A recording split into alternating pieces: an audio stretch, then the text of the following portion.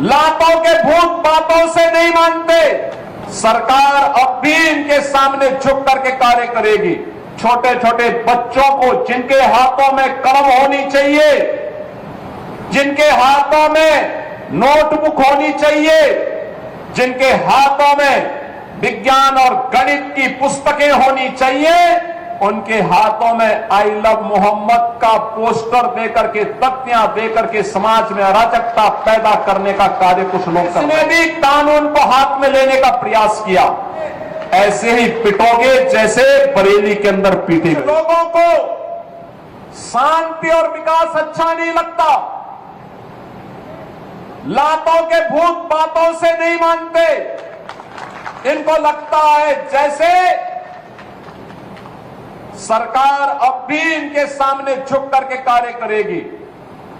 सरकार का पहले दिन से, डबल इंजन की सरकार का पहले दिन से ही यह निर्णय है कि अपराध और अपराधियों के प्रति, गद्दारों और देशद्रोहियों के प्रति सरकार जीरो टॉलरेंस की नीति के तहत कार्य करेगी। हमारी संवेदना एक गरीब के लिए है, हमारी संवेदना नौजवान के लिए है, हमारी संवेदना बेटी और बहनों के लिए है, हमारी संवेदना अपने अन्नदाता किसानों के लिए है, हमारी संवेदना उन व्यापारियों और उद्यमियों के लिए है जो अपने यहां देश के विकास का खाका तैयार करते हैं और नौजवानों के लिए रोजगार और नौकरी की व्यवस्था करते हैं।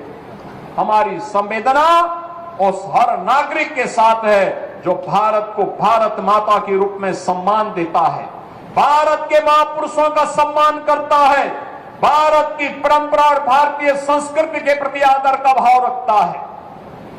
इन मूर्खों को यह भी नहीं पता कि आस्था के प्रतीकों को प्यार नहीं सम्मान दिया जाता है। सम्मान और आस्था चौराहे पर प्रदर्शन करने की वस्तु नहीं, आस्था अंतःकरण का विषय होता है, अंतःकरण का विषय होता है। आज चौराहे चौराहे पर जाकर के कितने कमजोर और कायर हैं। छोटे छोटे बच्चों को जिनके हाथों में कलम होनी चाहिए, जिनके हाथों में नोटबुक होनी चाहिए, जिनके हाथों में विज्ञान और गणित की पुस्तकें होनी चाहिए, उनके हाथों में आई लव मोहम्मद का पोस्टर देकर के, तख्तियां देकर के समाज में अराजकता पैदा करने का कार्य कुछ लोग कर रहे हैं।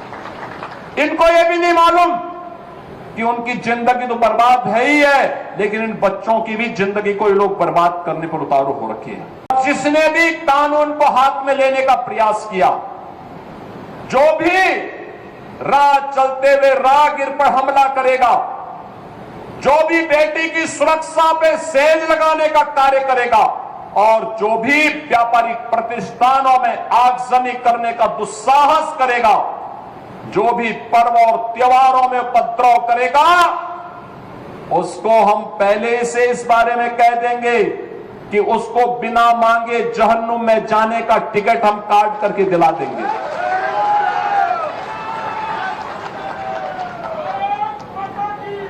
इतना पर्याप्त होगा उसके लिए।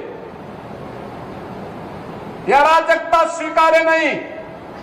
विकास में हर व्यक्ति की भागीदारी जब सुनिश्चित की गई है, गांव गांव का विकास हो रहा है, कल्याणकारी योजनाओं में बिना भेदभाव के शासन की योजना का लाभ उपलब्ध करवाया जा रहा है, बिना भेदभाव के युवाओं को नौकरी और रोजगार उपलब्ध करवाया जा रहा है, तो फिर यह अराजकता कैसे? कुछ चंद लोगों को माहौल खराब करने की छूट नहीं देनी चाहिए। ये वही लोग हैं जिन्होंने उत्तर प्रदेश की भ्रष्ट सरकारों के साथ मिलकर के उत्तर प्रदेश के सामने पहचान का संकट खड़ा किया था। ये वही लोग हैं जिन्होंने उत्तर प्रदेश को बीमारू राज्य बना दिया था। ये वही लोग हैं जिन लोगों के दंगों के कारण प्रदेश में कोई निवेश नहीं आता था, कोई उद्योग नहीं लगता था, कोई विकास का कार्य नहीं हो पाता था। और आज पिछले 8.5 वर्ष के अंदर उनकी मंशा सफल नहीं हुई। अब नए नए तौर तरीके अपनाने का कार्य कर रहे हैं। लेकिन याद